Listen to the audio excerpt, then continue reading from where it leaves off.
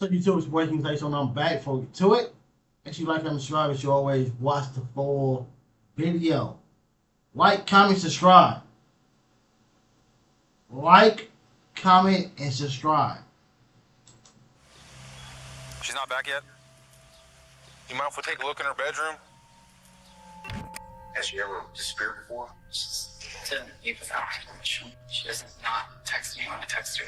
What does she normally take with her when she leaves? Her bag, her phone. Her phone's not in here. Not that I've found. She's gonna talk to you that tomorrow around.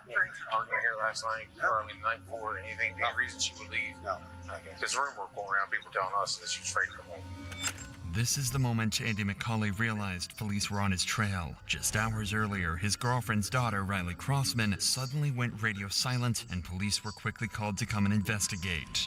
At first glance, it looked just like a messy teenager's bedroom with nothing out of the ordinary. But as the officers scoured through the clutter, unsettling details began to emerge. This was her book bag. Debbie said she wore it, but she said the kids already went through everything. Morning. They would find items that a teenager might typically take if they were planning to run away, but as they begin to look even more, they start to notice blood. Blood was on her sheet, and more.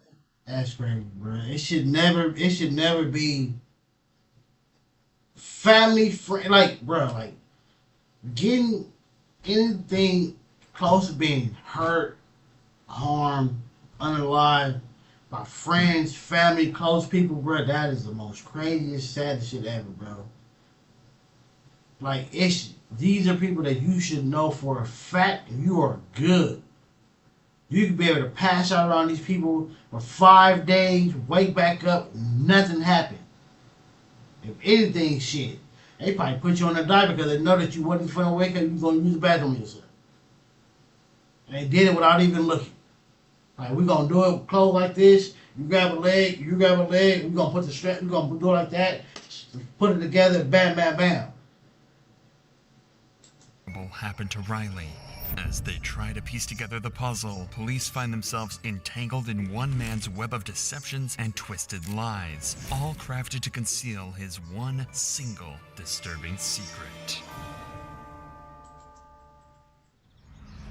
On May 8, 2019, dispatchers received a call from a concerned woman reporting the disappearance of her 15-year-old daughter, Riley Crossman. As officers arrive at the scene, they come into contact with the caller, Chantel Oakley, and her boyfriend, Andy McCauley. What's going on, man? Haven't seen you in a long time. It's been a while. Any word? You mind if we take a look in her bedroom? She look hot as shit. Has she ever disappeared before?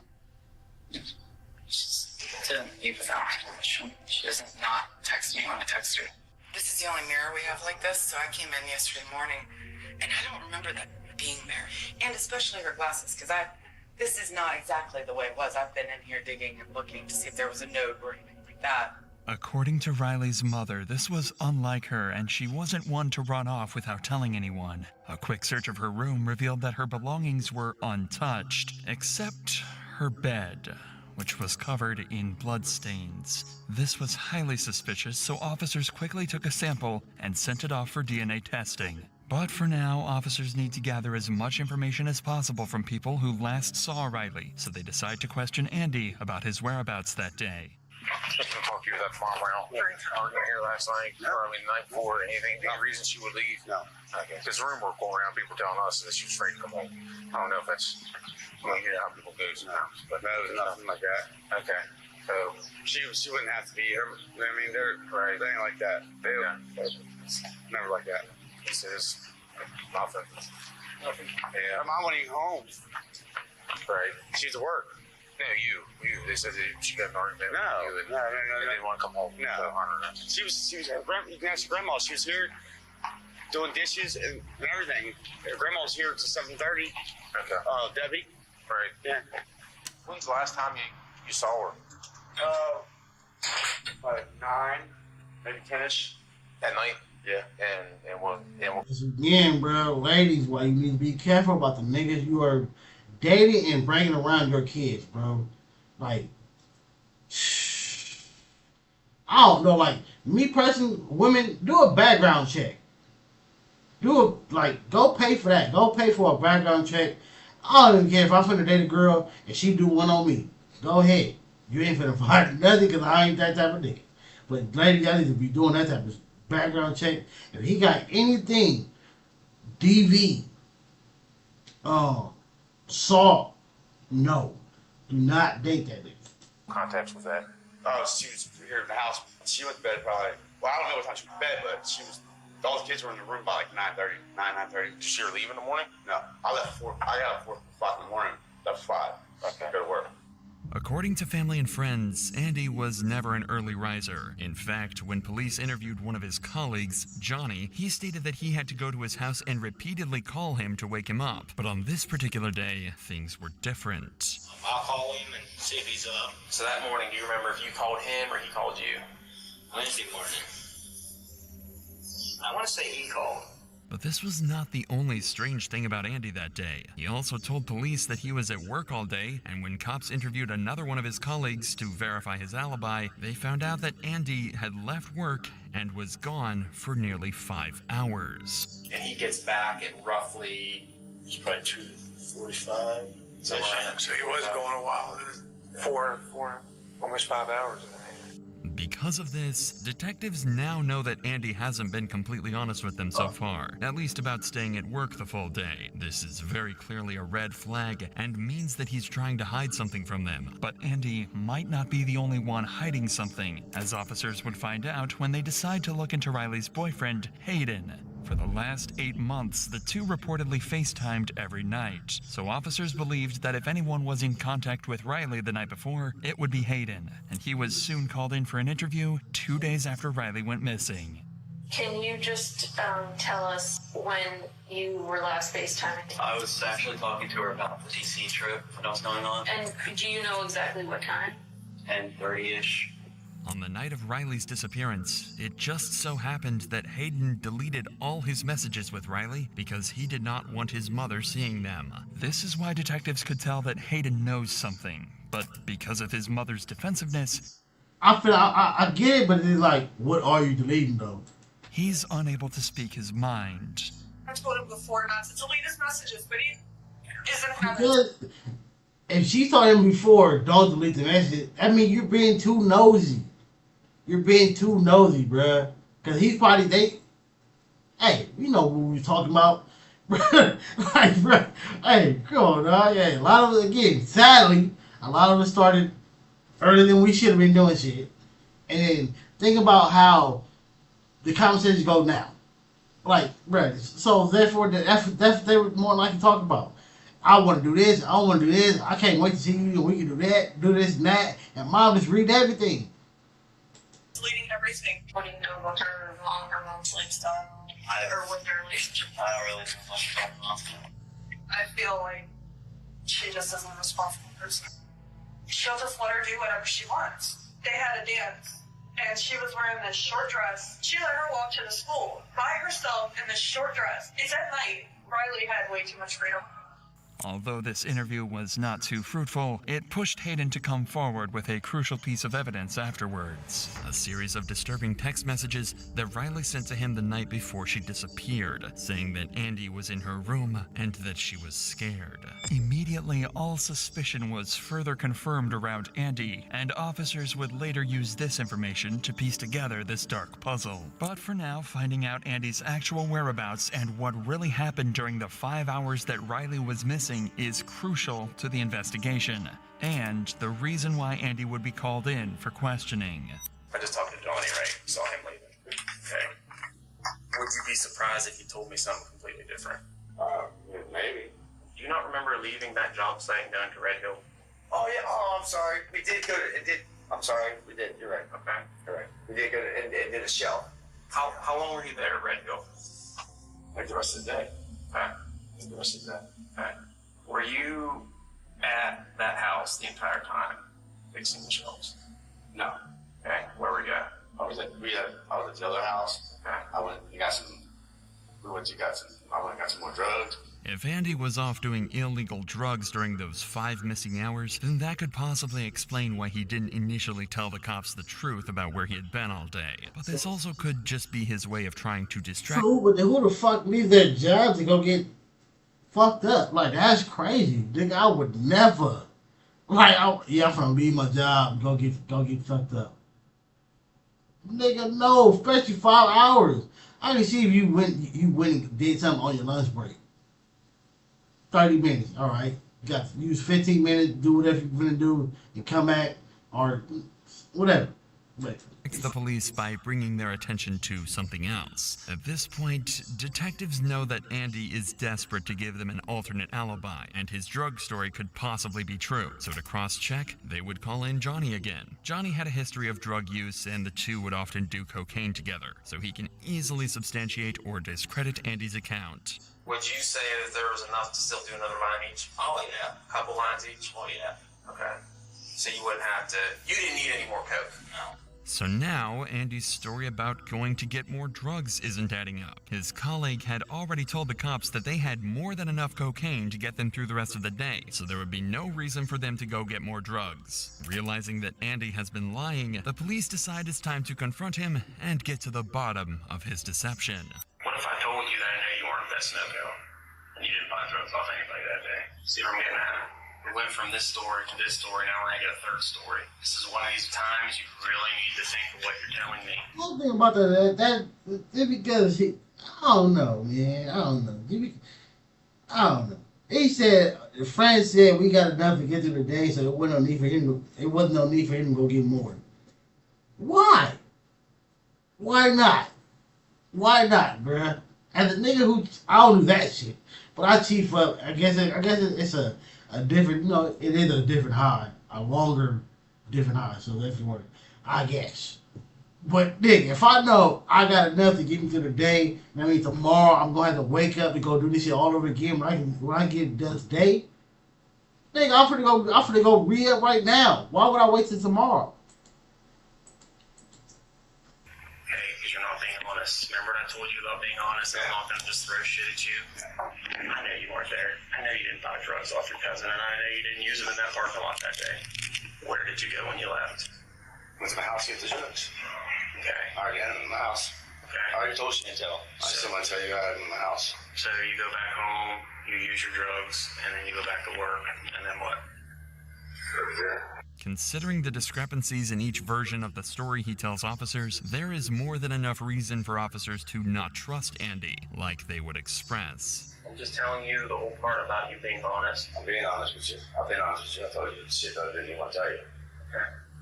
You're being somewhat honest. I mean, we're doing some polling to get some information about some drug activity, which to us, I don't even give two shits about. But yet we're having trouble pulling that out of you. Because I was worried about the names out there. Okay, and I told you I don't care about that. I didn't say that. You told us about the drug activity, 2 nights ago? I did. Did I arrest you for it? Your names or anything? The main reason for detectives pressuring Andy like this is because a record of his movements is crucial for this investigation. Usually law enforcement can just track a suspect's movements using their phone, but in Andy's case, he had supposedly left it at home the day that Riley went missing. Knowing that the more leniency detectives show to Andy, the bolder he would become in giving shady alibis, detectives decide to ramp up the intensity of the conversation, even more to make Andy nervous and slip up about his real whereabouts. The further along this is, whatever happens, and whoever did this to her, the worse off it gets for that person too. Yes, hope so. She was probably taken out of that house by somebody. Yeah, I feel something that she was taken that way, I feel. Because she'd be on by now. She wouldn't leave her mom. She was taken from that house, is what I'm saying. She didn't wander off. She didn't pack a bag and take her clothes, take her glasses, take a cell phone charger, take all of her money. She had most of her money. Someone's going to go. Her money was still in the book bag. Yeah. So like I said, if someone's going to run away or do something, they're going to make a little bit better effort, even for a 15-year-old. I agree. For a 15-year-old kid, they're going to at least have the necessities. Even after explicitly stating the phone charger, backpack, shit. An extra, at least, hopefully, an extra lot of clothes like underwears, toothpaste, toothbrush, brush.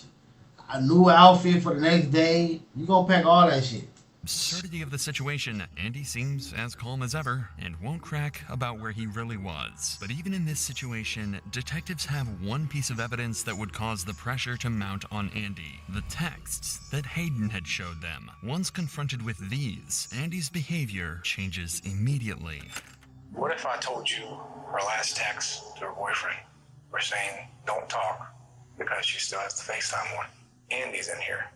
I'm afraid. That's what it said. What if I told you that? I would say that's crazy. I can put my hand on the Bible and tell you I saw those texts today. Well, I like to see him because I know probably he ain't scared of me. I know she is. Not only that, she said you were in here and she was in her bedroom because the FaceTime was still on. I was never in her room. That's not what she's saying. I don't go in her room. Andy, I'm not lying to you. I was not in her room, for one. And for two, the kid's not scared of me. There's no reason for her to be scared. Bro, we don't want to see your head that arm, bro. I just noticed that. Like, why are we started looking at the arm? He knows it's an interrogation room. Why are we looking at the arm? I've been there in her life for a year and a half. Taking care of her, giving her everything she needs. What we're saying, like, I get that, and I hear you, but what we're saying is that's what she's saying. So obviously to her, she's afraid of something.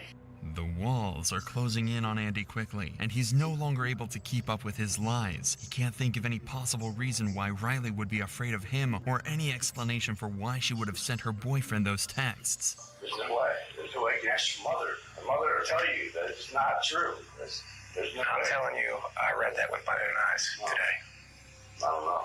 I know. So you see where that puts us. Yeah, I understand, but the kid's not scared of me. I don't understand how you guys can say that. Despite the damning physical evidence, Andy continues to insist that there was no reason that Riley would have been afraid of him. Perhaps he thinks that if he denies this enough times, the cops will simply move on.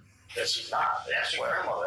That's what she is saying. She's saying. That's why we're saying that. We don't know what goes on behind closed doors when, you know, you and Chantel are there, or Chantel and Riley are there, or we don't know. Okay? But obviously, in her mind, she's afraid of you. Would you agree it doesn't make sense? It doesn't make sense at all. So does she have any reason to say that? No. Then why would she say that? Oh, no. At this point, the cops have given Andy an opportunity to come up with any sort of explanation at all, or even a lie. This would have been his chance to point towards something that may have happened in the past, even as simple as a disagreement between the two of them, as a possible reason Riley would have written these things. But Andy is not taking the bait. Only thing though, it could have been not fear, but like, again, this say regular scenario. Her and her boyfriend was talking about whatever that they was talking about. He came into the room to either tell her something, grab something, whatever the situation. I'm saying a good scenario. And she didn't. Hey, don't say. But it's the But she said literally, I said I'm scared. Yeah, can't even say it. Can't even finish it.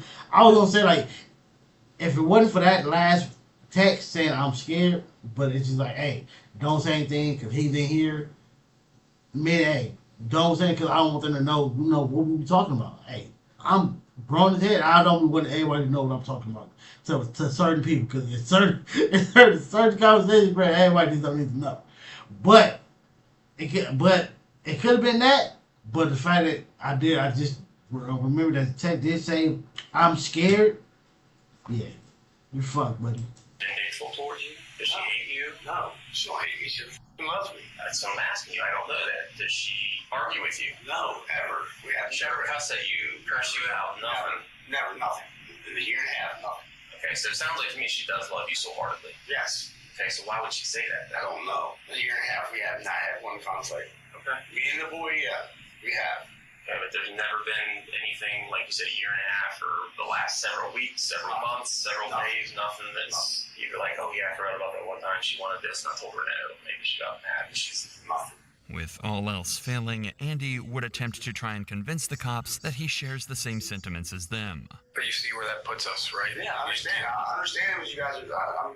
I'm not mad that you guys are doing your job. I mean, that's the last message he has from her. I'm not mad that you guys are doing your job. I know you do your job, but there's nothing I can think of. If you want us to do our job, that's what we're doing. I'm asking your job. I'm not mad. You guys don't know. Guys, I think he's a little pissed off, but there's nothing I can think of. She would be mad at me for, or she would be upset with me, or scared of me or anything would be. You didn't go in that room? No. She still had FaceTime one too. Okay, well, I wasn't in that room. The cops lacked probable cause at this time to arrest Andy, but there is one piece of evidence that is about to change the course of this entire investigation. It was around this time that the lab results on that blood sample would finally return, and it would be an exact match to Andy's DNA. But that's not all. They also learned that the blood they tested was also mixed with saliva. This made the cops suspect that Riley's face may have been forced into the pillow in an attempt to keep her from screaming. This is an important development, but they still haven't located Riley, and they need to find more information about where Andy was during those. I'm gonna go on a crazy limb or a crazy whatever and think he took it, if you know what I mean. He took it and he unalived it. 5 missing hours. Luckily though, all of that can be answered in the CCTV footage that captured all of Andy's movements. There were cameras attached to a nearby high school that captured Andy McCauley leaving his work site. That was the starting point of the investigation for the cops. They knew the direction of his travel, including the fact that he was on Route 9. An eyewitness who knew what Andy's vehicle looked like was able to confirm that she saw his truck backed up into the driveway of Riley's home in the middle of the day when he should have been at work. At this point, the cops believe that Andy killed Riley during the late night or early morning hours, likely to keep her from screaming while he assaulted her. They believe he then hid her body in the bedroom until everyone left, and then later returned to the house when it was empty to pick up her body and dispose of it. Using CCTV footage to guide them, and with the help of police canines trained to pick up Riley's scent, they search a nearby mountainous area. It is there that they tragically find Riley's decomposing body left in a secluded area. While this is the outcome that nobody wanted, it marks the turning point in the case. Near where Riley's body is found, there are several unique-looking screws discovered. These are the same screws that were located when the cops had searched Andy's vehicle the day previously. This is even further evidence that solidified the case against him, and 8 days after the discovery of Riley's body, Andy is arrested and charged with her murder. He pleaded not guilty. In the trial, Andy's defense argued that the prosecution failed to provide a clear motive or definitive cause of death, as the exact cause could not be determined due to the body's decomposition. Despite this, the jury found significant evidence linking McCauley to the crime, such as the presence of drywall mud on Crossman's body, which matched the drywall found in McCauley's truck, and inconsistencies in McCauley's statements about his whereabouts on the day of Crossman's disappearance. The jury deliberated for about 4 hours over the course of 2 days and decided that the monster who murdered Riley was none other than Andy McCauley. We, the members of the Pettit jury, as to the issues joined, find the defendant, Andrew J. McCauley Jr., as follows. Count 1, murder. Guilty of murder in the first degree. Finally, justice for Riley had been served. The only thing left was for Andy to be sentenced. The judge presiding over the case sealed his fate by giving him 2 life sentences. He will never see the light of day as a free man ever again, and most importantly, he will never be able to hurt another. That's just crazy, bro. Like, again, people be careful about who you're dating, because hey, it ain't gotta be a kid. It can be you and this person. Be careful about who you're dating, but especially watch who you bring around your kids.